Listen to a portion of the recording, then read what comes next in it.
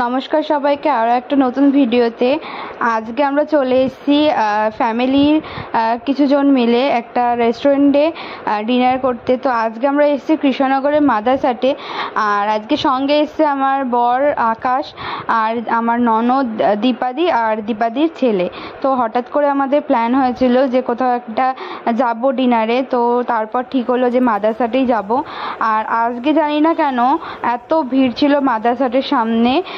আজকে রবিবার ছিল, হয়তো সেই জন্য হতে পারে। আর এই যে সামনে দেখতেই পাচ্ছ এরকম ভিড়। তো যখন আমরা ভিতরে ঢুকলাম তখন হচ্ছে বললো ওখানে কুপন সিস্টেম, মানে আগে নাম লেখাতে হবে, তারপরে ওরা পরপর ডাকবে যখন টেবিল ফাঁকা হবে তখন। তো সেইভাবে আমাদের ওখানে অনেকটা টাইম গিয়েছিল। তারপরে এই যে মাদারসাটের যে নতুন এদিকটা করেছে পুরো বাঙালি আনার মতন, তো সেদিকে গিয়েছিলাম। তারপরে ওনারা বললো ওখানে টেবিলটা আগে থাকতে বুক রয়েছে, তো সেখান থেকে আমরা বেরিয়ে তারপরে সাইডে আর একটা যেটা জায়গা আছে সেখানে গেলাম। তো আমাদেরকে এই টেবিলটা দিল। তো আমরা 4 জন এসেছিলাম, 4 জনেরই এই সিটটা ছিল। তারপরে এই যে আমি একটুখানি ভিডিও ক্লিপ নিচ্ছিলাম তোমাদের সাথেই শেয়ার করব বলে। আর ওদিকে হচ্ছে মেনু কার্ড দেখা হচ্ছিল, মানে আজকে কি কি অর্ডার করা হবে সেই জন্য। আর ভিতরটা প্রচুর ভিড়, আর মাদারসাটের প্রচুর বড় একটা জায়গা নিয়ে তবুও এত ভিড়, মানে রাতের বেলা এসছি তাও এতটা ভিড় হবে আমরা আগে ভাবিনি, কারণ এটা কোনো পুজোর সময় ছিল না, এমনি জাস্ট একটা দিন এসছিলাম। আর তোমরা যারা আগে মাদারসাটে এসছো তারা তো জানোই এখানে মেনু কার্ডের সিস্টেম নেই, এখানে ফোনের অ্যাপ থেকে খাবার অর্ডার করতে হয়। তো অ্যাপটা আমাদের ফোনে আগেই ছিল, তো সেখান থেকেই অর্ডার দিচ্ছিল। আর এই যে আমি বসে বসে ভিডিও ক্লিপ নিচ্ছিলাম, কারণ আমি তো অর্ডার দেবো না, ওদেরকে আমি বলেছিলাম ওরা যা অর্ডার দেবে তাই। ওদিকে অর্ডার করছে আর এইদিকে আমি একটু ভিডিও ক্লিপ নিয়ে নিচ্ছিলাম। আর তোমাদেরকে বলে রাখি, এই যে এখানে রোবট সিস্টেম একটা চালু করেছে, আমি এটা মাদারসাটেই প্রথম দেখলাম, আর কোনো রেস্টুরেন্টে আপাতত দেখিনি। যাই হোক, এই রোবটগুলো সেন্সারের মাধ্যমে অপারেট করা হচ্ছে। আর এখানে হচ্ছে খাবারগুলো ওরা এনে দিচ্ছে, তারপরে যে দিদিরা আছে তারা সার্ভ করে দিচ্ছে। যাই হোক, ব্যাপারটা খুব ভালো। আর এই সব দেখে বাচ্চারা তো খুব এক্সাইটেড হয়ে গেছে, যারা বাচ্চা নিয়ে গেছে তারা ওই রোবটের পিছনে বাচ্চাগুলো দিব্যি ঘুরে বেড়াচ্ছে। আর এই যে এইদিকে আমাদের অর্ডার নিতে চলে এসছে দিদি, আর কি কি দেওয়া হবে সেটাই অর্ডার করা হচ্ছে। আর আজকে আমি একটা টিস্যু শাড়ি পরেছিলাম, আর কেমন লাগছে আমাকে অবশ্যই তোমরা কমেন্টে জানিও। আর যে শাড়িটা পরেছিলাম খুব কমফোর্টেবল ছিল।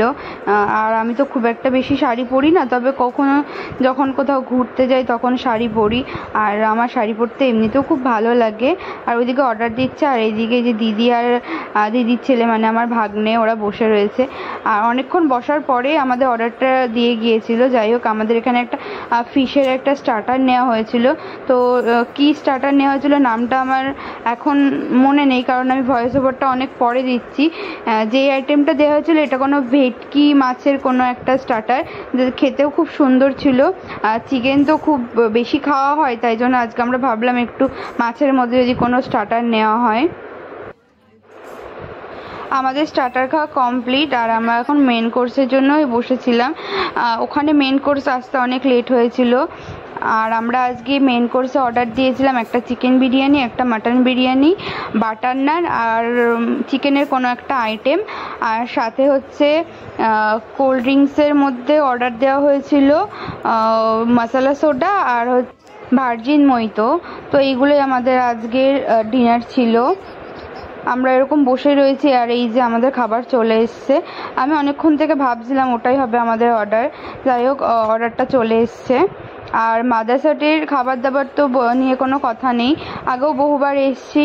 আর খাবার দাবার এখানে খুব ভালো, আর এখানে যে পরিষেবা সেটাও খুব ভালো, আর এই দিদিদের ব্যবহারও খুব ভালো। তোমরা যারা যাওনি তারা অবশ্যই একবার গিয়ে ঘুরে আসতে পারো। আর এখানে পুজোর সময়ও বিভিন্ন রকমের বুফে সিস্টেম থাকে, প্রচুর অফারও থাকে। আমরা তো প্রত্যেকবারই যাই, আর আমাদের বাড়ি যেহেতু কৃষ্ণনগরেই, আমাদের খুব একটা দূরে হয় না। আর এটা একদম NH34, আগে যেটা ছিল এখন NH12 করেছে, একদম তার উপরেই। যারা ওই হাই রোড ধরে যাতায়াত করে তারাও এই রেস্টুরেন্টটা একদম পাশেই পেয়ে যাবে। আর এখানে 24 ঘন্টাই খোলা থাকে, তো যে কোনো সময় তোমরা এখানে যেতে পারো। আর এই যে পুরো আজকে আমাদের টোটাল যে খাবারগুলো অর্ডার দিয়েছিলাম সেইগুলোই। বিরিয়ানিটা নেওয়া হয়েছিল দিদি আর ভাগ্নের জন্য, আর আমরা দুজনা রাতের বেলা যেহেতু খাবো না ভেবেছিলাম, সেহেতু আমরা বাটার নান অর্ডার করেছিলাম। চিকেনের আইটেমটা খুব সুন্দর ছিল। আর এটা কি ছিল নামটা আমার এখন ঠিক মনে পড়ছে না। যাই হোক, মানে খেতে খাবারগুলো খুবই সুন্দর। আমি ফুড ব্লগিং করতে খুব একটা পারি না, যাই হোক তবুও গিয়েছি আজকে, তাই জন্য এই ব্লগটা তোমাদের সাথে শেয়ার করলাম। কেমন লেগেছে অবশ্যই তোমরা কমেন্টে জানিও। আর যদি তোমাদের কিছু জিজ্ঞাসা করার থাকে বা কিছু, তাহলে অবশ্যই আমার সাথে কন্ট্যাক্ট করে জিজ্ঞাসা করতে পারো বা কমেন্টেও জিজ্ঞাসা করতে পারো। আমি তোমাদেরকে ডিটেলসে পুরোটা জানিয়ে দেবো। তবে এখানে একটাই সমস্যা, প্রবলেম বলতে পারো, যেটা হচ্ছে এখানে প্রচুর আওয়াজ হচ্ছিল। এত ভিড় ছিল সেই জন্যই হয়তো এত আওয়াজ হচ্ছিল, তাছাড়া মোটামুটি সব কিছুই ঠিকঠাক ছিল। আর এখানে গাড়ি পার্কিংয়ের কোনো সমস্যা হয় না, সামনে অনেক স্পেস আছে গাড়ি পার্কিং করার, মোটরসাইকেল হোক বা কোনো 4 হুইলার হোক, যেগুলো তোমরা ঠিকঠাকভাবে পার্ক করতে পারবে।